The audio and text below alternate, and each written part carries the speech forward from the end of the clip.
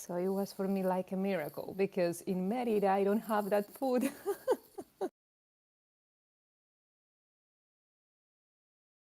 And I said, welcome to America, land of opportunity and Colombian food. So what was there besides guacamole?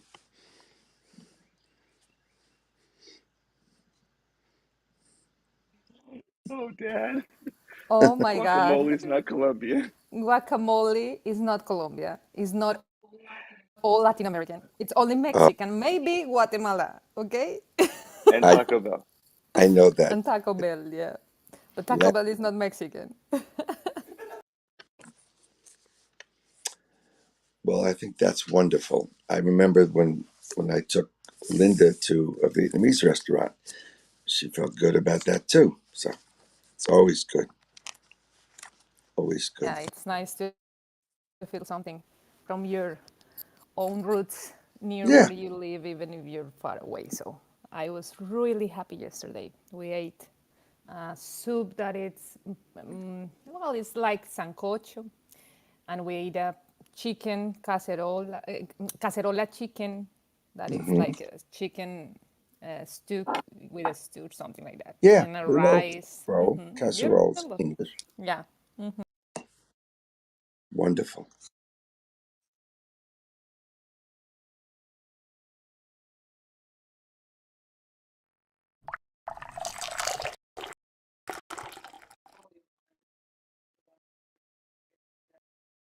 Understood.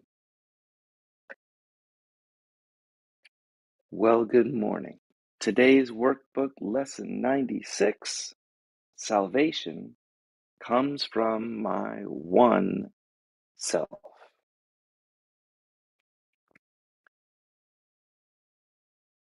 And I'm going to start reading in just a second.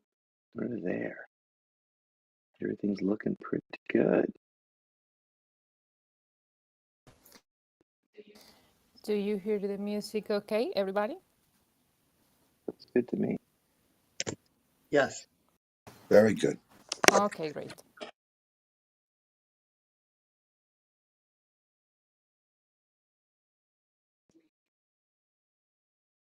All right. Lesson 96. Salvation comes from my one self.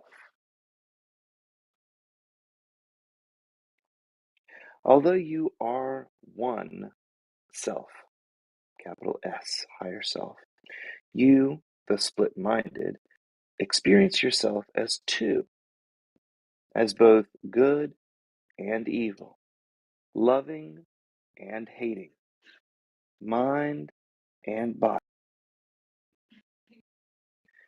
This sense of being split into two opposites induces feelings of acute and constant conflict, leads to frantic attempts to reconcile the contradictory aspects of this split-minded self-perception. You have sought many such solutions, and none of your ego's plans has worked.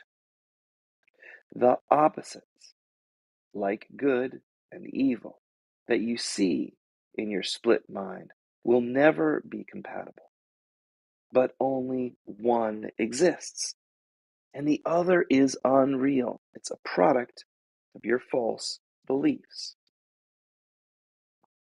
The fact that truth and illusion cannot be reconciled, no matter how you try, what means you use, and where you see the problem. The fact that truth and illusion cannot be reconciled must be accepted if you would be saved. Until you have accepted this fact that truth and illusion cannot be reconciled, your ego will attempt an endless list of irreconcilable goals that you cannot reach, a senseless series of expenditures of time and effort, hopefulness and doubt.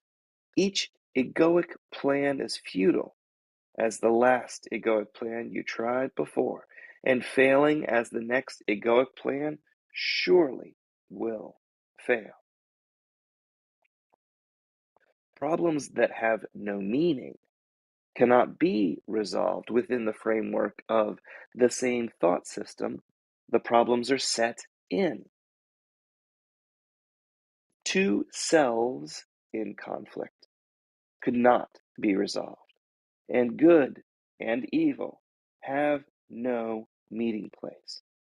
The ego's little s self that your split mind made can never be your true higher self, nor can your true big S self, your higher self, be split into two and still be what your big S self is and must forever be as God created his child, you.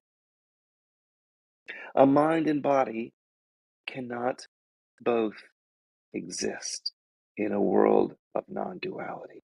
Make no attempt to reconcile the mind and the body, for one denies that the other could be real.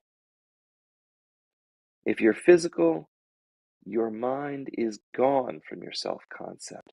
For your mind, which is different from your brain, has no place in which the mind could really be a part of you if you are the body. If you're spirit, the body must be meaningless to your reality, which is your higher self as God created you. Spirit makes use of the mind as means to find its higher self's self-expression. And the mind, which serves the spirit, is at peace and filled with joy.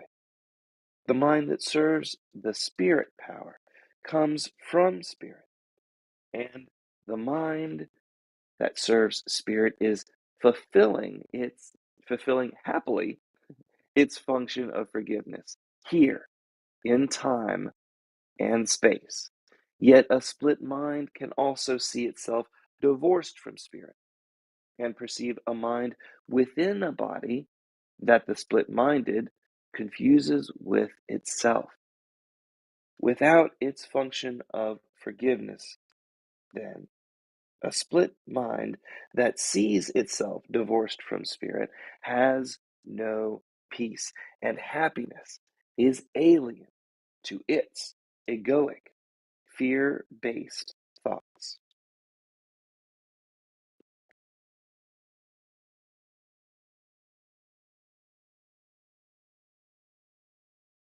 Yet mind apart from spirit cannot really think.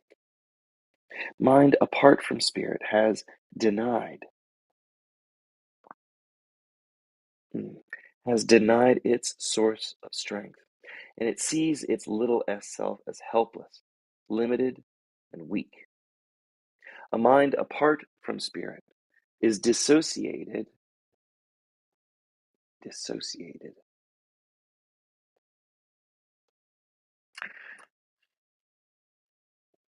Hmm. I had too many places open and I lost my spot again. Yet a mind apart from spirit cannot think. Mind apart from spirit has denied its source of strength and sees its little s self as helpless, limited, and weak. A mind apart from spirit is dissociated from its function of forgiveness now. The split mind thinks it is alone and separate, attacked by armies massed against its little s self and hiding in the body's frail support. Now must a mind that sees itself apart from spirit reconcile the like with the unlike, for this is what the split mind thinks that its egoic mind is for. Waste no more time on this egoic attempt to reconcile the like with the unlike, and the true with the false. Who can resolve the senseless conflicts which an egoic dream presents? What could the resolution of conflict within a dream mean in truth? We fixed everything in this dream. Now we have to make sure we don't wake up. What purpose could the resolution of conflicts within a dream serve? What is the resolution of conflicts within a dream for? Salvation cannot make illusions real, nor solve a problem that doesn't exist. Perhaps you hope that salvation can make an illusion real. Yet, would you have God's plan for the release of God's dear child bring pain to God's Son and fail to set God's Son free? Your higher self retains its real thoughts that it shares with the mind of God, and these real thoughts remain within your mind, in the mind of God. The Holy Spirit holds salvation in your mind and offers your split mind the way to peace. Salvation is a thought you share with God because God's voice, the Holy Spirit, accepted God's plan for salvation for you and answered in your name that God's plan for salvation was done. Thus is salvation kept among real thoughts your higher self holds dear and cherishes for you.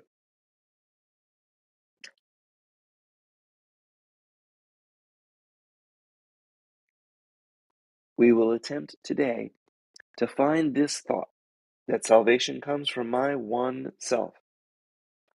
This thought's presence in your mind is guaranteed by the Holy Spirit, who speaks to you from your one big S self, your higher self. Our hourly 5-minute practice will be a search for the Holy Spirit within your mind. Salvation comes from this one big S self. Wait patiently and let the Holy Spirit speak to your split mind about your higher self and what healed mind can do once restored to your higher self, and what your healed mind can do when free to serve your higher self's will. Begin with saying this: salvation comes from my one self.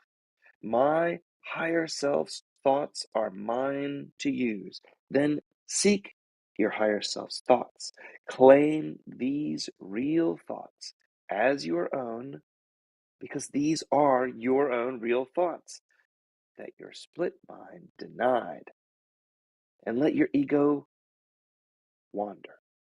Let your egoic mind wander. Try this one more time. These are your own real thoughts your split mind has denied, and let your egoic mind wandering in a fearful world of dreams to find illusions in the place of these real thoughts. Here are your real thoughts, the only ones you have and share with the mind of God. Salvation is among your real thoughts, and find God's plan for your salvation amongst those real thoughts. If you succeed, the thoughts that come to you will tell you you are saved and that your split mind has found the function of forgiveness that your split mind originally tried to lose. Your big S self will welcome your split mind and give your split mind peace. Restored in strength, your split mind will again flow out from spirit to the Spirit in all things, created by the Spirit as itself. Your healed mind will bless all things. Confusion done, your healed split mind is restored, for you have found your higher self, your true self. Your higher self knows that you cannot fail today. Perhaps your egoic mind remains uncertain yet a little while, but be not dismayed by this. The joy your big S self experiences, it will save for your split mind. And this, your higher self's experiences, will be yours in full awareness when your split mind is healed from its uncertainty. Every time you spend 5 minutes of the hour seeking the Holy Spirit, who joins your split mind and your big S self together, you offer the Holy Spirit another treasure to be kept for you. Each time today you tell your frantic egoic mind, salvation comes from your one higher self.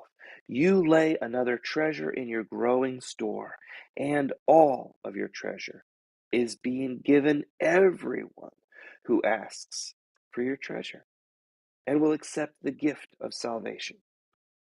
Think then how much is given unto you to give this day, that the treasure of salvation be given you.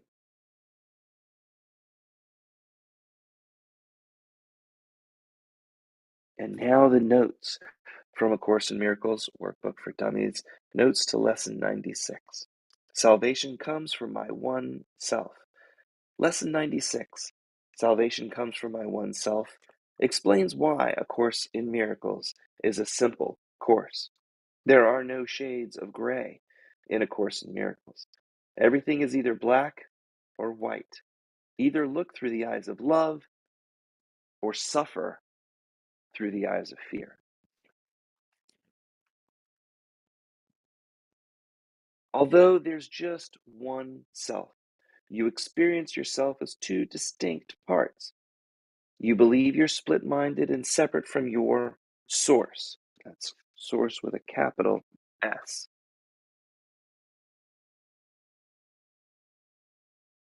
The ego's world is a complex world because black and white do not really exist.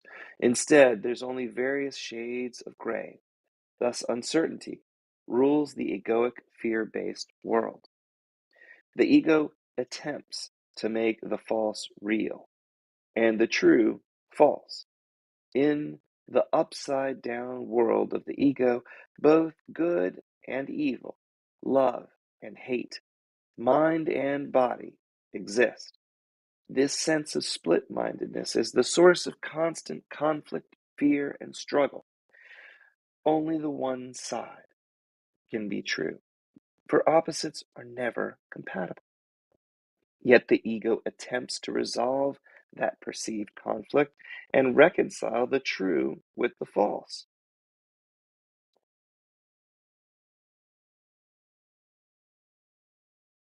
Reconcile the false with the true. True with the false, false with the true. All right. Truth and illusion cannot be reconciled.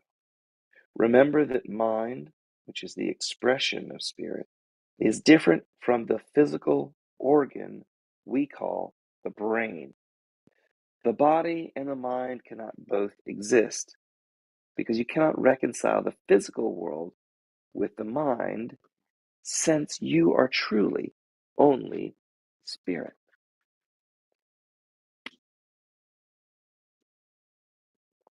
Spirit uses mind as a means for its self-expression as your big S self, your higher self.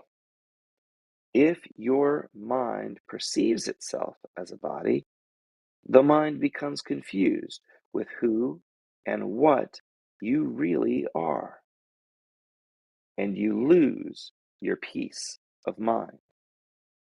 When your mind perceives itself as separate from the spirit, it fails to think the shared thoughts of the mind of God. Instead, it perceives itself as limited. Salvation cannot make illusions real, nor solve problems that do not actually exist. Salvation reawakens your big S self to its real thoughts that it shares with the mind of God. Salvation comes from the thoughts of your higher self. The Holy Spirit is the bridge between the mind and your higher self.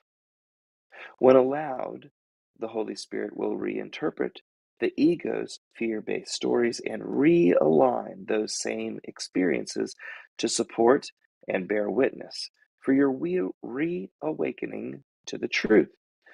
The opposites that the ego imagines, such as love and hate, good and evil, mind and body, cannot be reconciled.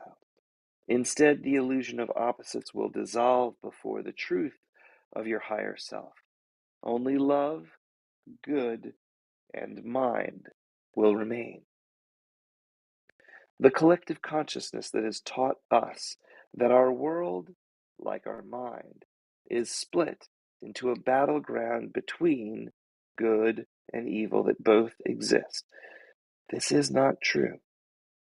We are only one loving, big S higher self. Allow the Holy Spirit to make use of the mind as a means for your higher self's expression that bears witness only to the truth. A mind that serves your big S self is at peace and joy. Salvation cannot make illusions real or solve problems that do not exist. The ego's problems are meaningless. They're not real. They're based on fear, which is false evidence appearing real. F-E-A-R. You can never resolve the problem of separation within the thought system that was designed to support and make the illusion appear real. Dream problems cannot be resolved if you refuse to remember that you are the dreamer. Salvation comes from your one self. Decide today to wake up to the truth that only your higher self is real. Follow the voice of the Holy Spirit and make a conscious decision to wake up to the fact that you are not a limited ego body. Then watch as your little self dissolves with the meaningless egoic thought system that created it.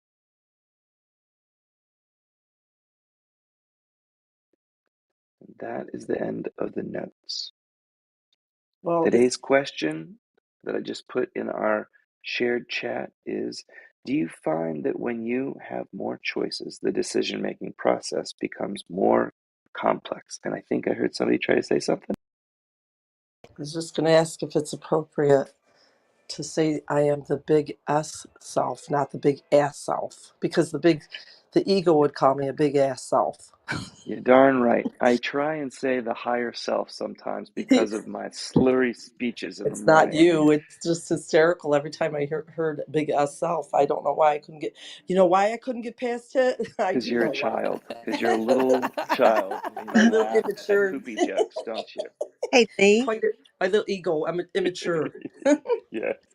Oh, Lee. hi. Yes, ma'am. Hi. If you say capital S self or small letter S self, that would take care of the big asses and the little asses. Yes, ma'am, Carolyn, you're absolutely correct. You're absolutely correct. I really do. I slip into the higher self because I too That's am a good. little child, That's and I good. will laugh at my The own big higher self ass is self. great. All Say right. again, Caroline. Sorry. Did you say something again? She said higher self is a good solution too. Yes. And I agree. And I do. Whenever you hear higher self, you can be assured that Tom has written big quote S quote self. And Yeah, the yeah. key and important thing is to distinguish between these two things, because it really is switching from duality to non-duality and inherently a difficult thing. And when you read it, it's a little bit more helpful. but when you hear it, I want to make sure you know I'm not talking about your You ass. should see Tom. Yeah, He's laughing and yeah. laughing and laughing on the top of his mountain. And you know what? You Hey, know what though? You know what's so funny is that it did get the point across because every time I thought big ass self, I realized I was jumping in with ego, right? So it was like it was perfect. oh, the reason that it was the big S self is because actually in the Course in Miracles uh, edition, they make the distinction and they write it as capital S whenever they're trying to talk about the higher self. And so I tried to be consistent and just show that so that you were aware, if you said self and they would talk about the egoic self, you wouldn't really know that they had switched to a different level. So the reason that it says capital S or little s is because that's how it actually was in the uh, book itself in the and edition. and That they was the were very distinction. inconsistent about it. It was Yeah. So so hard reading through. I can yeah, remember this was one of the biggest stumbling blocks as I was reading through the blue book, is that they they did it, but they didn't do it consistently. And when Tom came back and did it consistently and called it out, it was so helpful. So yeah. helpful. So I like wouldn't change it. I wouldn't change a fe- thing. well, feel free on all these things to substitute words. Sometimes words have negative connotations, like somebody might have a negative connotation of God. And so if that is the case, just change it to whatever you call, if you want to call it energy, you want to call it higher, uh, Higher power. source or Yep. whatever. We shouldn't allow words to detract from the message. But the reason, and as I listen to Lee, talk about these things, uh, by now, uh, you realize that big S self and small S self, especially if you've been listening, is making reference to, your higher self or your egoic self, so that we could actually um, change those. But what I was trying to do whenever I was doing the book and the direction I got was be consistent and try and make as little changes as possible that's in the book. So if the book actually had a capital S, I just wanted to make it clear. And so that's the reason. But, you can see how easy it is when you come across it if you're offended by that. Although I do like the idea of big ass associated, hey, that's, my ego coming back and haunting me. But, really, the words are just for clarification. And feel free to substitute the terms. Just like whenever Lee reads, a lot of times the lesson, they say the idea for the lesson. And I try and always put in what that idea is, so it seems a little redundant. But for a mind like mine, I need that redundancy to keep clear, because if I don't have the redundancy, for me anyways, I tend to forget what they're really talking about. So, I know that sometimes it's cumbersome, but the purpose was not to let my own uh, big ass self overrule what was written in the book, and try and just be consistent with what the directions were. And the directions that I got was uh, make sure that all the references are clear, and don't uh, override and say, well, we've made reference to that 5 times. People should know by now. So that's just for purposes of, just trying to be consistent, because if I change the rules, then I start letting my uh, ego start Mm-hmm. controlling rather than just listening to the guidance. So that's an explanation, but feel free to, uh, Will do. whatever works for you works for you. No Thanks. problem. No problem. All right. Let's take a minute now and connect with whatever's connecting us down in Mother Earth. Whatever surface you're connected to connects all of us together, literally as one. One surface, one connected sense of self. And at a deep level, we are one in truth. So let's take some deep breaths, connect with that source for the day, and let the Holy Spirit guide us.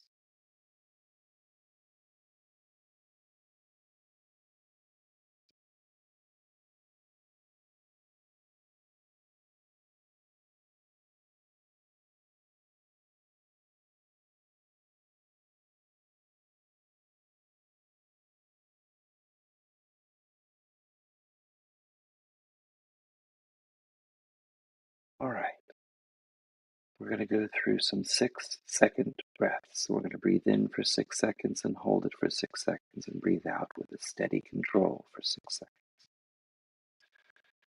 Let your body relax. Let your shoulders go slack.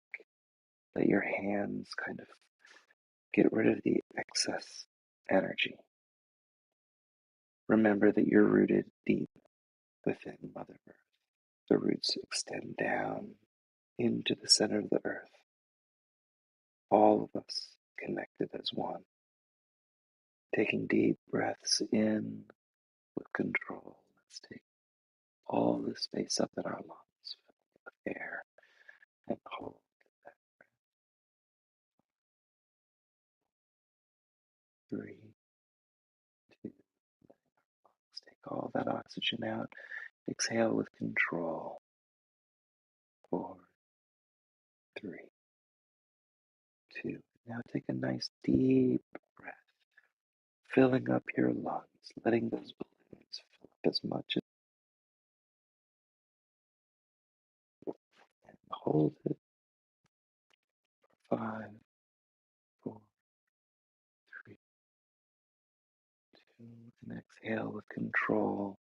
And as we get all of the air out of our lungs, every last little bit, let's take a nice deep breath, our deepest breath of the day so far, filling up your lungs completely, all the way so that your shoulder blades pull back, and then hold on to that breath and let your lungs do their job, pulling the oxygen out, sitting there in relaxation.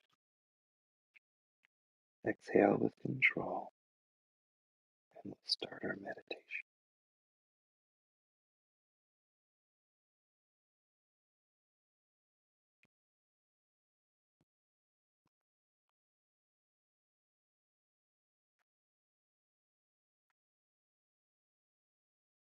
Salvation comes from my one self.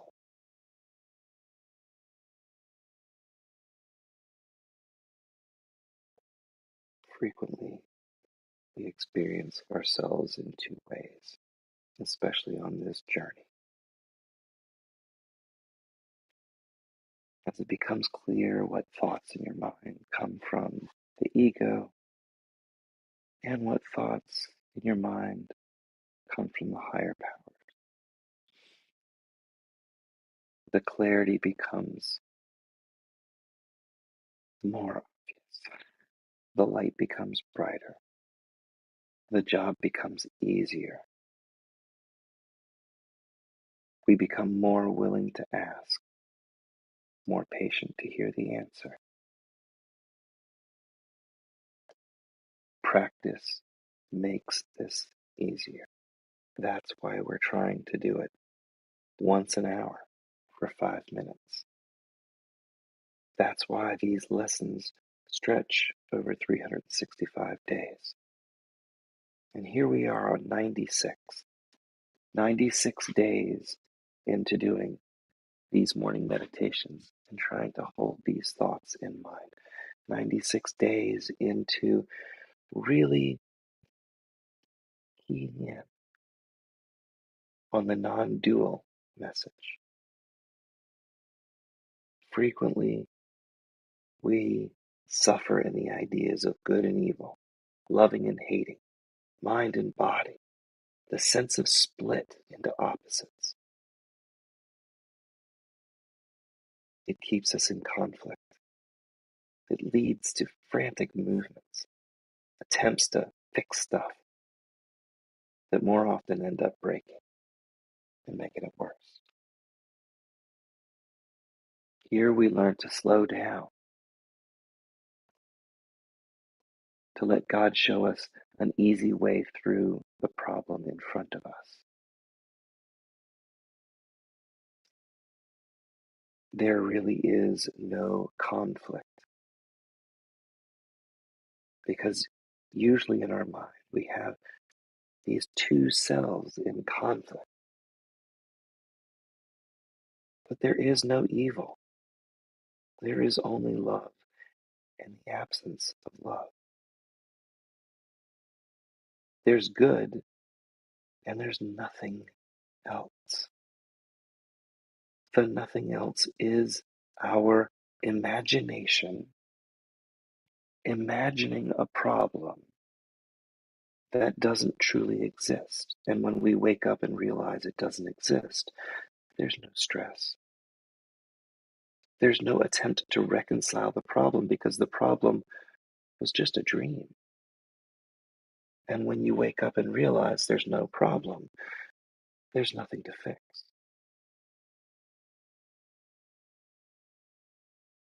Today, once an hour, let's take a break from this physical world, this world of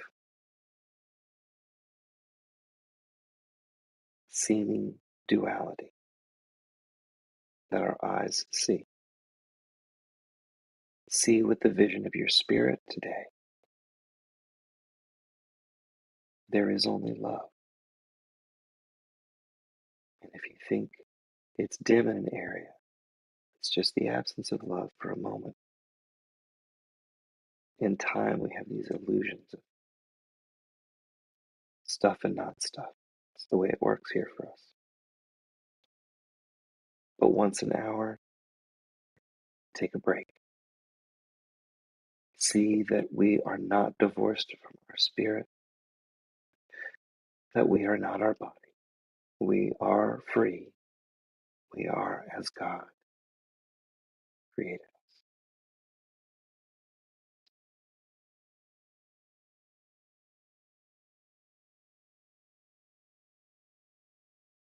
Once an hour, come back to this space in your mind.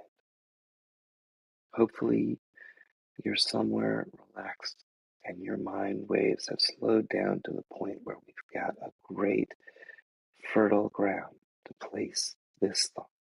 Yourself retains this thought and stays in the mind of God.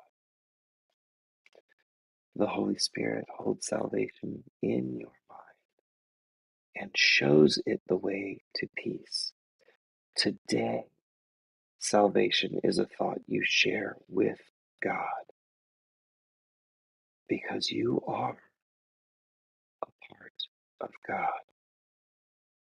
Your salvation is inside of you as your bright light, your higher self. Keep this cherished thought for yourself and hold it as a bright light today. Let the presence that's inside of you already speak through you from our one self.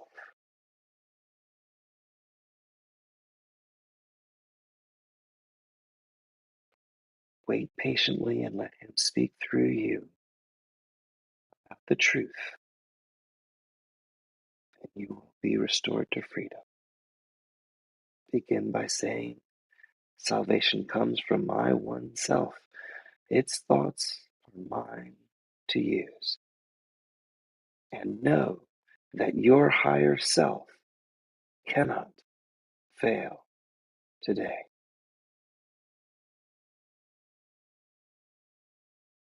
The joy your self experiences will be your guiding light.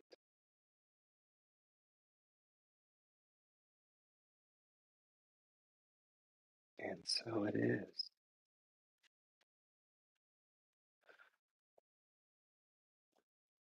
I'd like you guys to take a minute and stretch your muscles a little bit. Come back to our bodies slowly and not forget our higher selves today. Today we're the way and the light for our brothers and sisters in this world. We will respond with loving kindness to anything anybody offers us because there's one solution. It's just love every time for every problem. The solution is love, no matter what the problem. I design websites. It's all just love. I can see that now that I've been making them for 30 years anyway. My dad's an architect. Seen lots of his buildings that he's built. A lot of love. A lot of love. Our best expression. Today we're going to have a magnificent day. I'm so grateful you guys are here with me. Take your time. Get ready for the day. It's about 7:30. We've taken care of the most important part of the day. Set a reminder for yourself so that the first 5 minutes of every hour, or the last 5 minutes of every hour, or heck, use 4 minutes from 1 hour, 2 minutes from the next, mix it up if you want. But let's set a reminder to make sure that we get it done. If you want to set it a couple of minutes before the end of the hour, then you get a perfect little overlap. I've got my ACIM remind, and mine's all set. And I'd love to know how you guys feel about this. This is lesson 96. Salvation comes from my one self.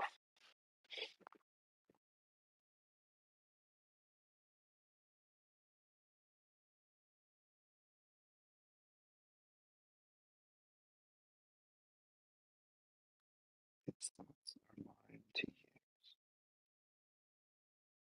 Whole deal.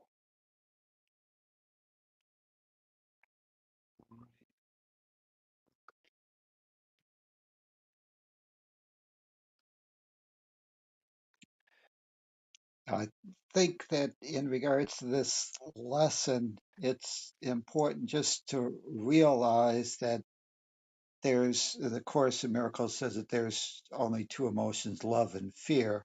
Love, it says, is real because it's something that lasts. Fear is something that is unreal because it doesn't last. But in time and space, this world is uh, created through, or I'm going to say, the mass collective consciousness that wanted to experience duality, the idea that there was opposites that exist, and that we need to realize that what we've been indoctrinated into is this fear-based thought system, and uh, the fear-based thought system is based on erroneous assumptions about our world, ourself, and what we are in God.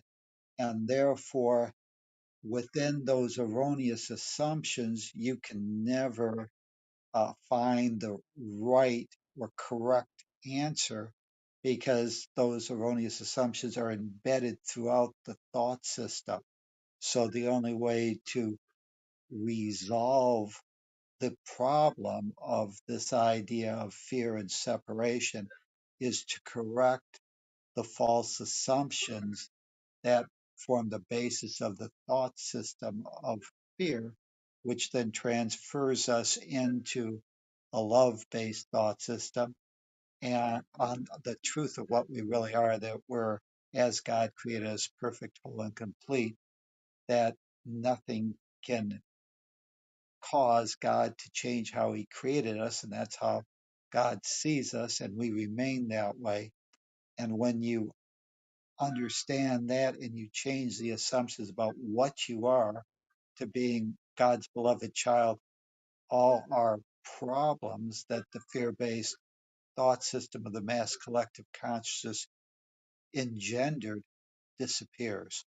So you can never escape fear within that thought system that created and was designed to create, perpetuate, and maintain fear in the first place. The only way to escape from that is to overthrow the thought system itself, which is to question those erroneous assumptions that you are a sinner, that you're not perfect, not whole, and very incomplete. When you do that and come from a different set of assumptions, this world can become a fun learning experience that we can uh, grow and hone our skills and try and answer the question, what would love have me do? And always try and reduce or minimize our own fears first and then the fears of others. Thank you. Thank you, Tom. I do want to share something that happened to me last night. And it has to do with this precisely. It's funny because really, I won't, I mean, I can't get tired of saying this because it's really like amazing how this book works. Everything that happened to me in one day is very helpful to understand the next day lesson. And last night, my daughter was left alone in the house with the maid that my ex-husband now hired to be in the house. And I wasn't agreeing with that. Ever since I made this decision, I told him that he couldn't leave my daughter with the maid because for me that was like a risk that I wasn't I wasn't up to have with her. So I need him to promise me that he wouldn't left her with the maid. I got to meet the maid before I left, so I knew her for 1 or 2 days, and she's really a kind person and a good person. But you don't know her. You don't know how she will be with the kid when she's alone. So it's really a fearful moment, thinking that she's gonna be left alone. But as the circumstances of this week has been really tough on them because Grandpa Luis died and Kurt, my ex-husband, is the one who has to deal with all the arrangements, and my mother-in-law is, of course, super sad because this is the second loss that they experienced in these past few months. So yesterday was this mass. Like Vera had a party, a birthday party from one of her friends at school. So Kurt took her, but Kurt had to go to this service at the end of the day. And of course, that wasn't a place to have Vera, so he had to leave Vera with the maid. I found out that he was going to do that, and I told him, well, let me connect with her and I keep her company while you go to this service, and I will be there with her, just being around her. And we could connect with Vera. I could have this is the longest connection that I ever had. That I have had ever since I came here. And I could be with her like for an hour or so. It was more than an hour. And I get to speak with the maid. And I asked her, and then I found out that this is not the first time that my daughter has left alone with her. And I started to get mad. And I was, of course, with my daughter, and she didn't knew that I was having these feelings, but then I muted my mic and I started to talk with Lee, and I said, you know what, I'm feeling super, super, super mad about this, and I have this fear. And in fact, the maid was really good in what she told me. She told me that Vera is really, really a good girl, that whenever she makes her meal, she always thanks her and she behaves correctly. And during my call, but I was not feeling so good because she was tired from the party, because she didn't wanted to eat right away, and I was trying to have dinner and be showered because I wanted to just help Kurt to be like more at ease with this kind of things when he came back from the service for his grandfather. So we were having this strange moment between the maid and my daughter and me.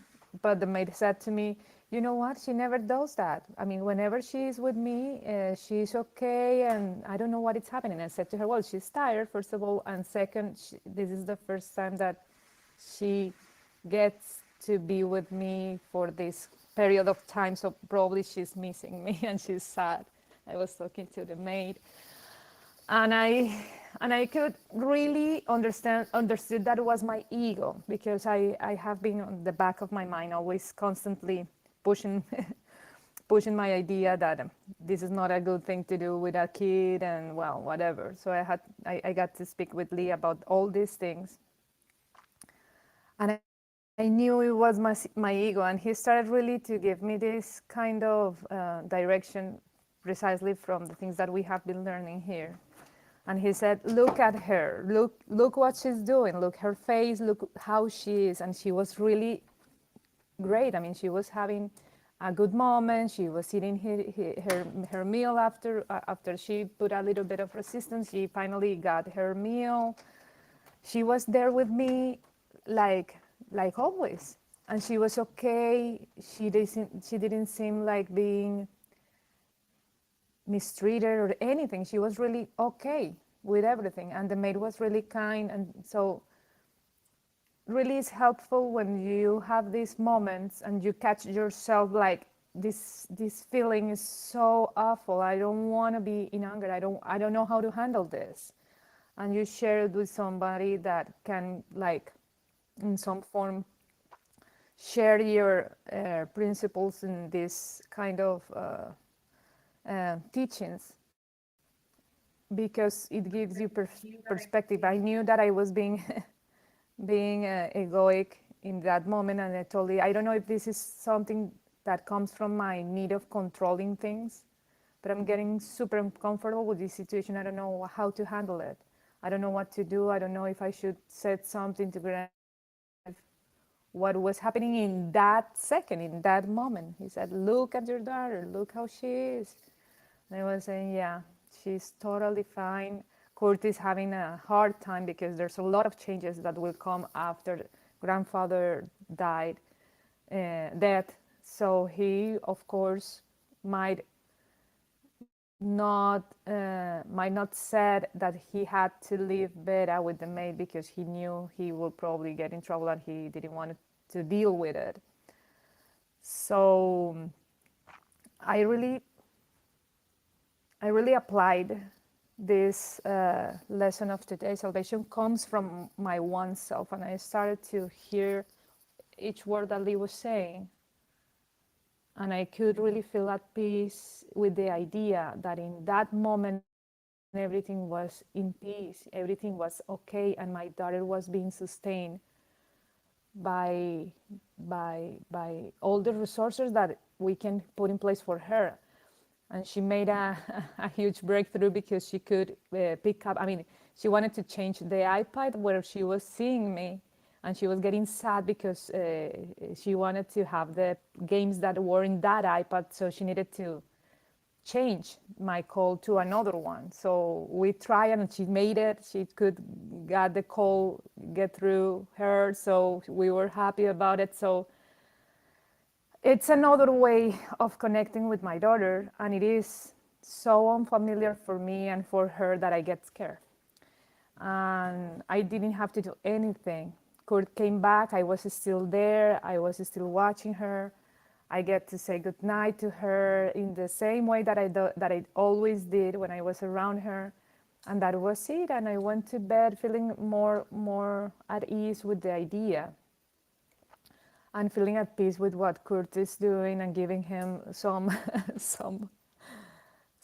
relief from this egoic thought, because I didn't say anything to him, and I didn't jump on him on him to any kind of judgment. I mean, who am I to judge him right now if he's having this great deal of complications in his life? And my daughter is really okay, and I'm just grateful. It's scary, but it is okay. It is okay. And now probably my mother-in-law will be more around my daughter now that her dad has passed away.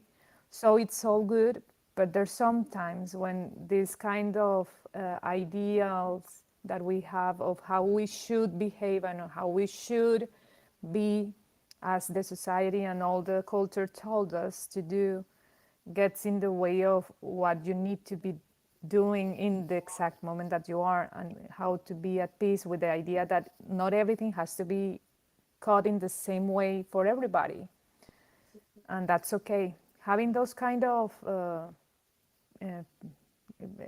changes in your thought process, it's really helpful for you to move forward with your life, with the changes and the I mean, it will help you to adapt. And the only constant thing in the world is changes, in fact. So How insistent was your ego last night?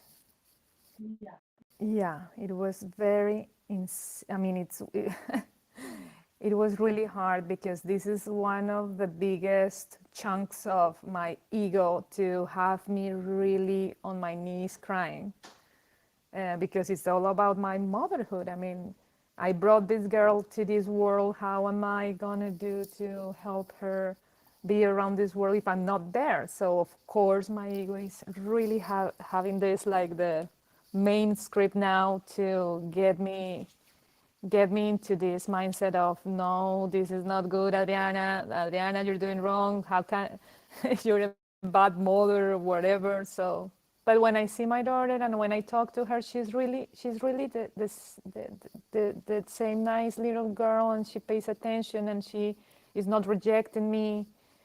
She knows that her grandfather had, I mean, I have been anticipating this moment since the beginning of the year. So she's of course sad, but it's not a huge drama on her because she knew that this will happen, and everything is in place to have her really, really covered in several areas, even if I'm not there. And there's sometimes that my ego don't want me to see that, and don't want me to be okay with what I'm doing. And what I'm doing is really following the path of love. I mean, it's not about only Lee. It's all about me being. I mean, having progress or make progress in my life with these new concepts that I'm learning, and it's all about love. I don't have to be around a person that doesn't want to have a good relationship with me because I have a daughter with him. I get to move around these things because I am the one who made this world. I am the one who made this scene. So I get to change it in the best way. And of course, my ego doesn't want anything to change because if I can adapt, then the ego will die. So the ego is really giving me a hard time on this. But I find my way through the light, and I found my way to really feel at peace, because in the moment that we were yesterday with my daughter was all good, and she get to connect with me like for more than an hour, and that's the way I wanted it. I wanted it to have. I mean, it's another way of communicating with her, and I will be with her in a few weeks from now. So it's all good. Salvation comes from my one self. I don't have to say anything to anybody, just to myself. And everything will be lined up in that very same way, because if I stop controlling things as I thought it should be, and I stop putting pressure on Kurt when he's really having a hard time right now, he will help me more to have my daughter close to me in this way.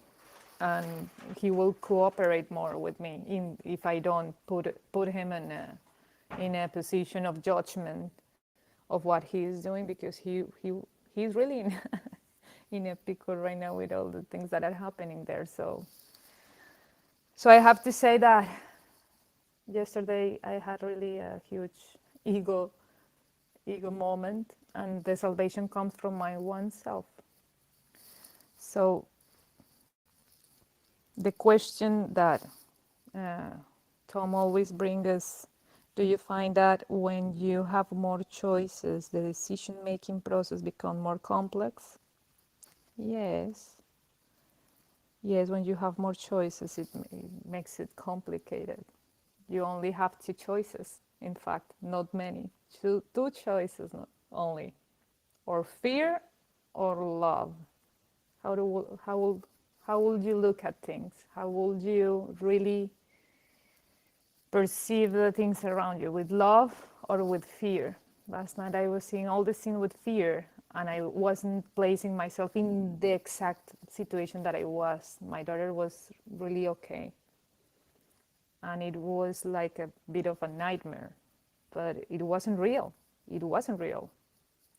So don't let yourself get caught in many choices, because there's only two choices.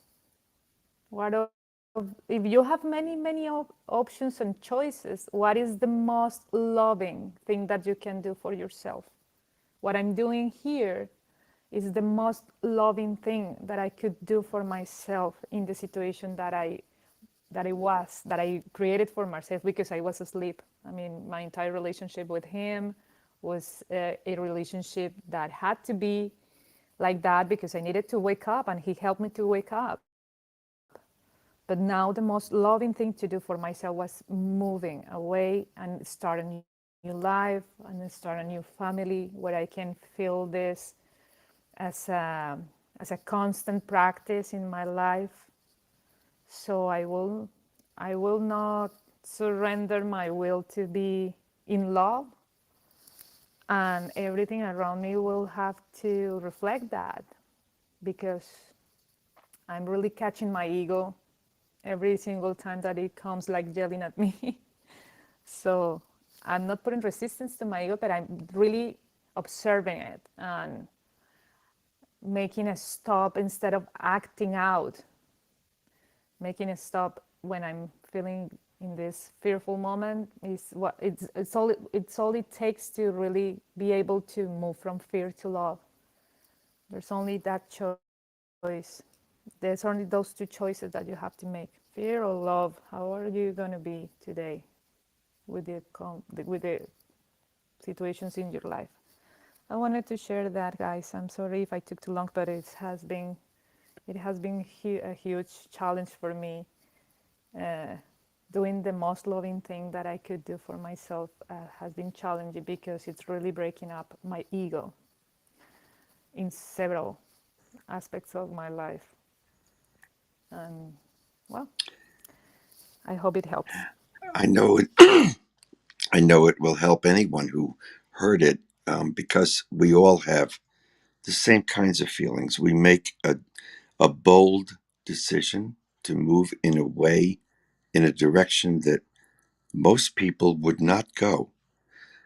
And as soon as we make the decision in that moment of clarity, and the ego says, uh-oh, there's just too much truth going on here. I've got to go and mess her up. And so it looks like your ego, I don't know if you think of your ego as a he or a she, but she just jumped right in there and tried to give you Yeah, all the it's reasons. funny that question, because I thought of the ego as a he, you know? Uh, Um, we usually use that pronoun to explain that, but it's amazing how much um, we don't realize that ego is sure going to come when we make a bold decision, something that is a real change with the way things have been going. The ego gets all messed up, and he just wants to, or she wants, it just wants to come back and mess you up and threw in all of these other considerations. And you didn't think about this. What are you going to do? This maid and all those fears. And when we learn to spot it, that's a fear. I'm not interested. That's another fear. I'm not interested. And we go back to the one self, the higher self. It was beautiful to listen to you. And I think all of us could see the struggle and to see you come out on top. It's terrific. Thank you. Yeah, it is like this lesson reading. The lesson talks about you cannot. I mean, if you think you're the body, of course you will not have the space for the mind to be really the higher self. And it's. I mean, I was when Lee was reading this part of the session of the lesson, I was saying, well, but it's really hard. I mean, this is something like even maybe painful to hear that you cannot combine these two things. You cannot really truly in the deep sense believe that you are the body and think that you are this perfect child of God. It's like you cannot reconcile those two things because they are like water and oil or something like that.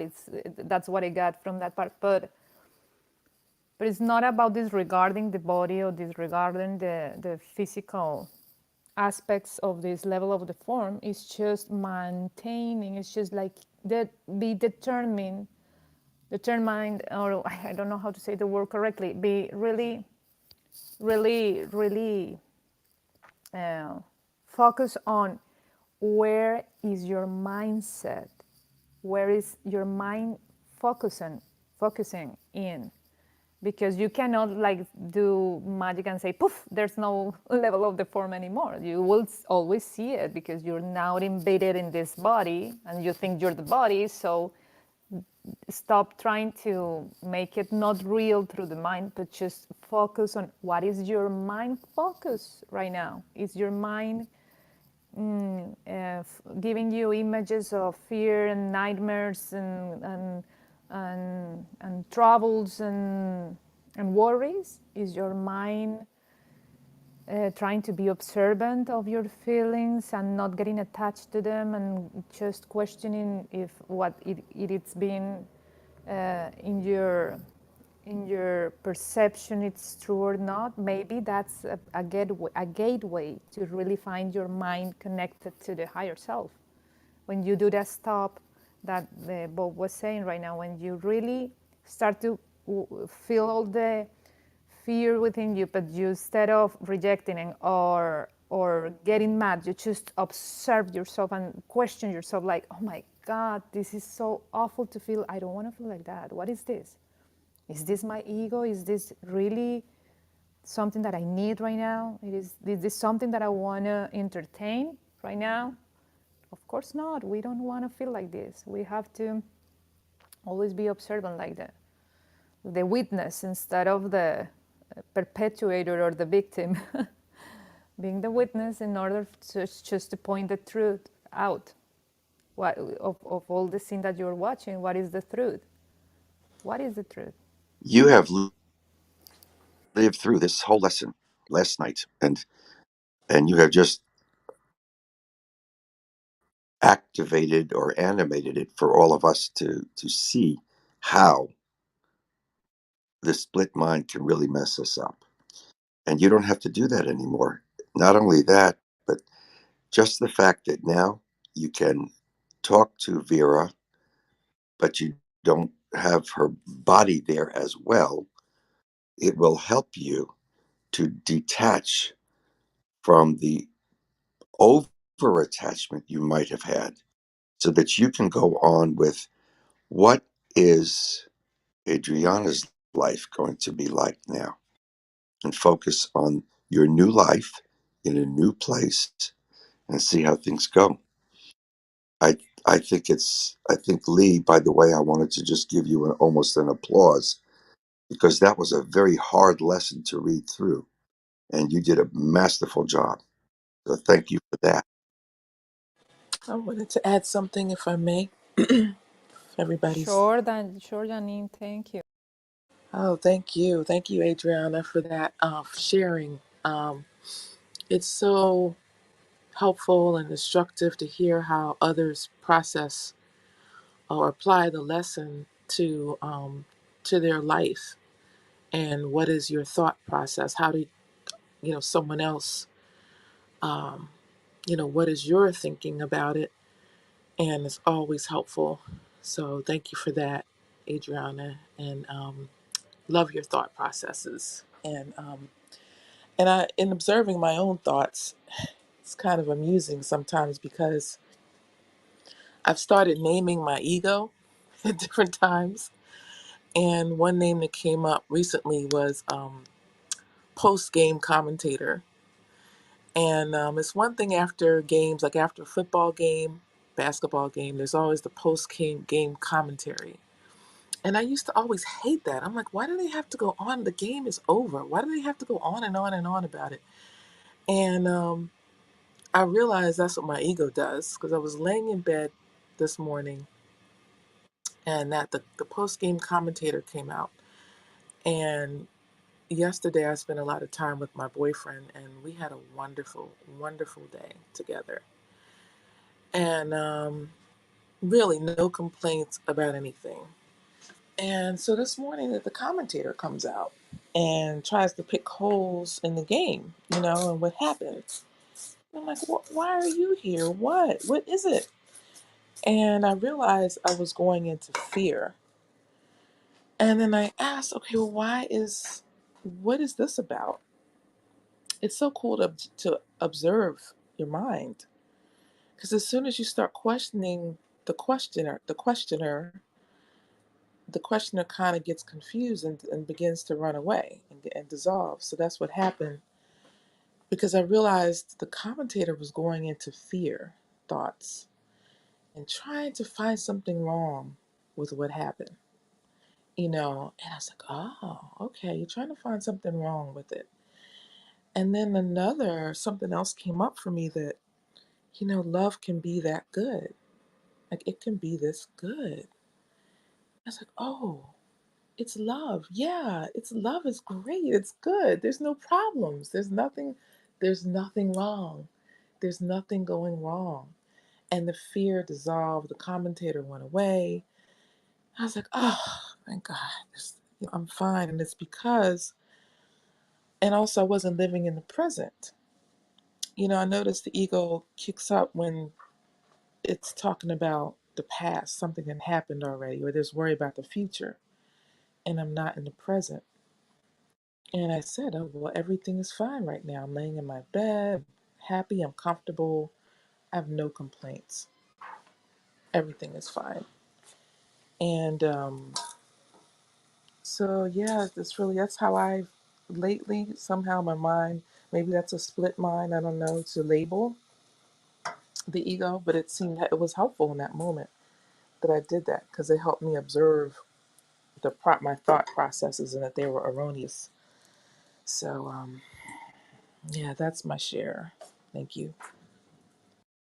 Janine, when I was listening to you talk about um, the past and your words, post game commentator using the past, I just always get reminded that it's one of the ego's most favorite tools to constantly drag the past into the now, so that you're unable to see or experience the now and the beauty and the joy and what is now. And my little saying about the now is that everything that has ever happened or ever will happen happened now. Literally, nothing that has ever occurred or will ever occur has happened in the past or the future. And that when I'm able to remember that, I find that really helpful. And Adriana, I just wanted to say that listening to and in so many ways feeling the love and the intensity that you have with and for your daughter is just really an awesome and beautiful thing.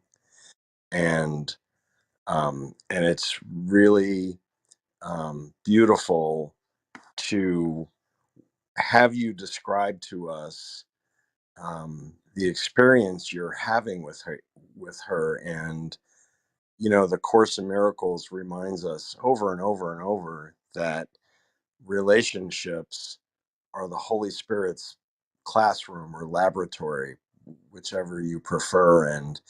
And in so many ways, you and your daughter are showing each other and allowing each other to sort of polish your rough edges, interacting with each other in the Holy Spirit's classroom. And in some ways, you may be learning lessons now to polish rough edges within yourself, so that as she begins to grow up and become the woman that she will be, that you're able to be there for her in ways you can't even anticipate now. And it's just all so beautiful and loving and perfect. And it's just amazing to hear you talk and share about your daughter. So thank you for that.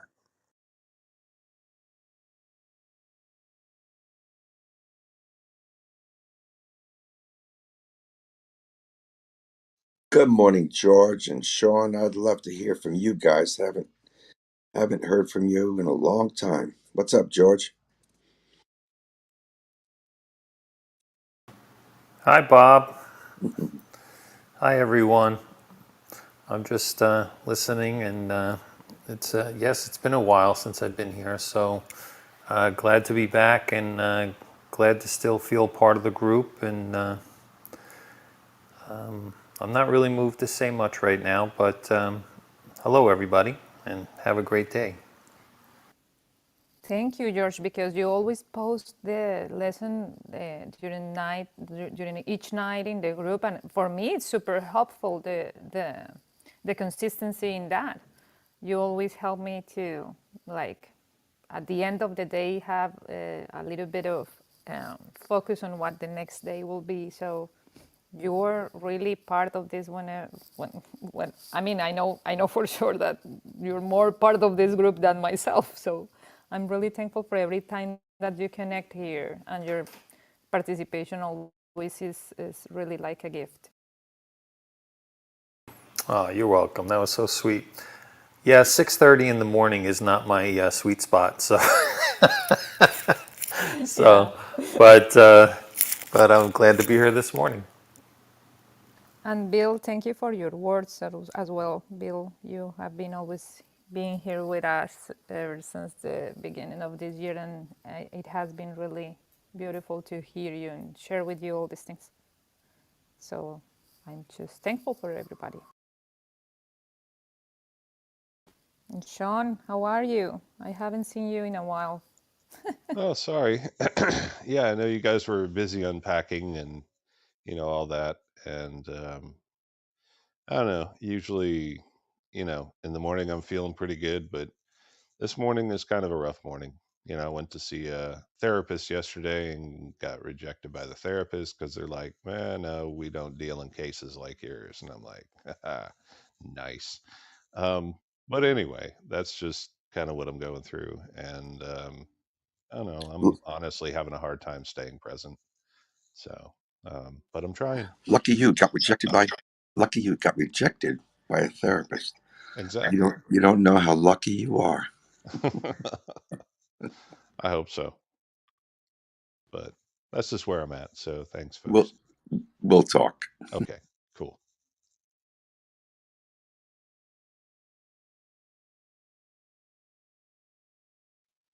Lee, I'm trying to be mindful of your group decision to wrap it up around 8 o'clock. So back to you. Well, here we are at 8:01, and it is just a perfect amount of time for me. So if it works for everybody else, I'll let you know. We'll be here tomorrow for 97, starting at about 6:30. I need to go make some calendar entries so that we've got those in advance. But we'll see you tomorrow morning, everybody. Thanks for joining us.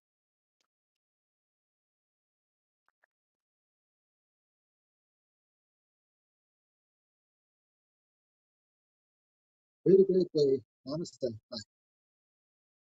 Namaste, Tom. Namaste, Tom. Thank you.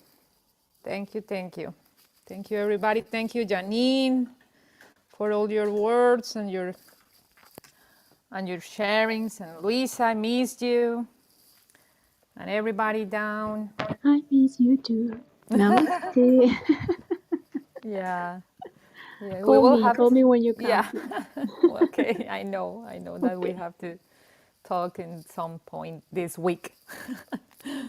Thank you, everybody. Have a wonderful Wednesday. Thank you, Adriana. You too. Namaste. Namaste. Love to all Namaste. of you.